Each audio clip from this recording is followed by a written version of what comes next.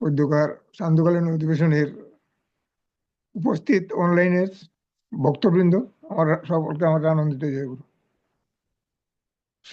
সৎসঙ্গের অধিবেশন কেন্দ্রের যে গতকালকের যে উৎসবটা, এটা আসলে আমার যে কমিটিটা অত্যন্ত সুন্দর একটা উৎসব উপহার দিছে। আমার মনে হইতেছে উৎসবটা খুবই সুন্দর হয়েছে, কিন্তু জনসমাগমটা জানি না কি জন্য একটু একটু আমার কাছে কম লাগছে, একটু কম লাগছে তুলনামূলক ভাবে। এটা আমরা জানি না, র্যালিটাও একটু ইয়ে হয়েছে, তাহলে সব দিক দিয়ে কিন্তু ফুলফিল আছে। উৎসবে আমার যারা এই শ্রম দিচ্ছেন, মেধা দিচ্ছেন, সার্বিক সহযোগিতা করছেন, ঠাকুরের কাজটা ঘুরে করেন, কিন্তু তারপরে তাদের যে কর্মদক্ষতা এটা উত্তর উত্তর বর্ধিত হোক এবং ইষ্ট কাজে তারা ব্যাপৃত থেকে ইষ্ট উন্মুখ অবস্থা যাতে চতুর্দিকে ছড়িয়ে পড়ে, সেই জন্য আমি ঠাকুরের রাঙ্গারাত চরণে প্রার্থনা করি।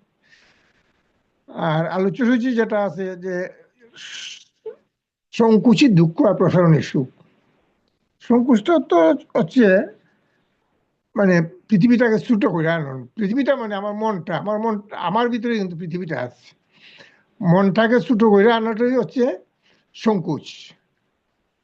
আর প্রসারণ হচ্ছে আমি যতক্ষণ পর্যন্ত ইষ্টকে ধরে ইষ্টের ভাবনা চিন্তা আমি চলবো, সেটা হচ্ছে আমার প্রসারণ। ইষ্টচ্যুতিটাই আমার সংকুচ।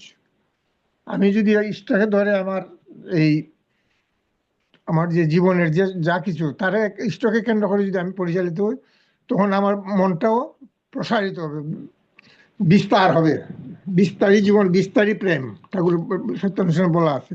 কাজে আমার বিস্তরণটা যাতে যেভাবে করলে মানুষ গ্রহণ করে, মানুষ যাতে ইষ্টকে গ্রহণ করতে পারে, সেই জিনিসটাই হচ্ছে মানে প্রসারণ আমি মনে করি আর কি।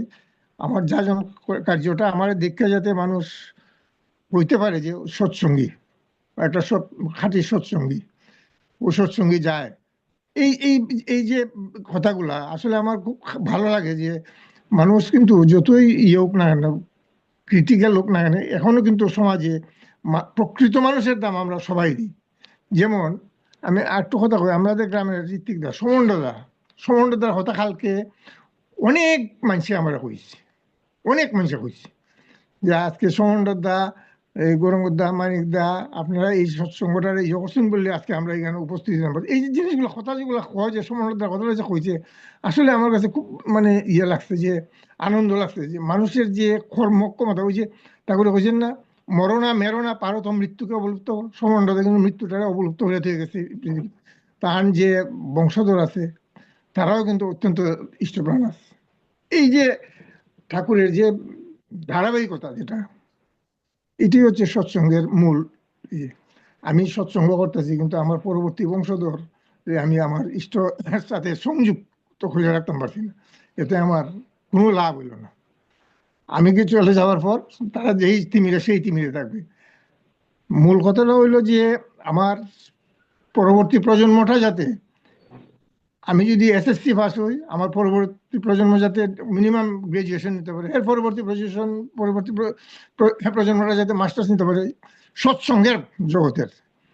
এই এই ভাবটা, এই সেন্সটা যদি তারা থাকে, কেউ যদি আজকে সাধারণ সৎসঙ্গী থাকে, সহিষ্ণু থাকে, অধৈর্য থাকে, পাঞ্জাদের কর্মে থাকে, সহপ্রত্যৃতিক ঋত্বিক, এই যে প্রমোশনগুলো, এইগুলো যদি আমরা বংশ পরম্পরায় দিয়ে যেতে পারি, তখনই আমরা আমাদের মানব জীবনের যে সার্থকতা, ঠাকুর এটা একটা ফর্মুলা আর কি। মূল কথাটা হইলো তো মানুষের যাজন হইয়া উদ্বুদ্ধ করেন, ঠাকুরের কথা রাখুন, ঠাকুরের যে এই ঘরে ঘরে পৌঁছে দেন, গ্রামে গঞ্জে ইয়ে করে দেন, যাতে কোনো ঘর যাতে বাদ নাই, কোনো ব্যক্তি যাতে বাদ না যায় সৎসঙ্গের ভাবধারা।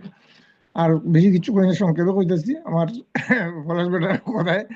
সবাইকে আনন্দিত জয়গুরু, সবার সুস্বাস্থ্য দীর্ঘায়ু কামনা করে আমার বক্তব্য শেষ করছি। জয়গুরু। জয় গুরু, জয় গুরু। আমাদের করুণা সিন্ধু দাদা ঠাকুর দাদার মঙ্গল করুন। জয় গুরু।